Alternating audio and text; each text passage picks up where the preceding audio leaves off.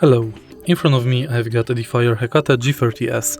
In this video I'll show you how to update the software.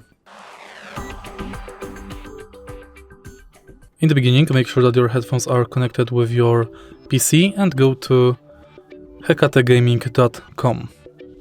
Enter Pages, Driver and find G32. Download for Windows 7 or Windows 10. And now unpack it.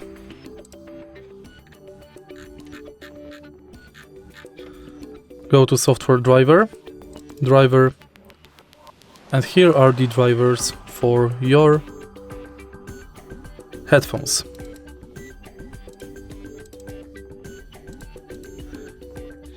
If the software driver isn't the latest for your headphones, go to Sound Settings, Bluetooth and other devices, Devices and Printers.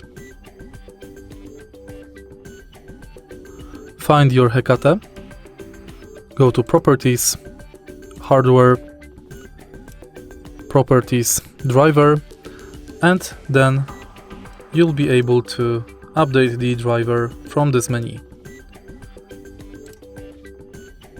If you find this video helpful, please leave like, comment and subscribe.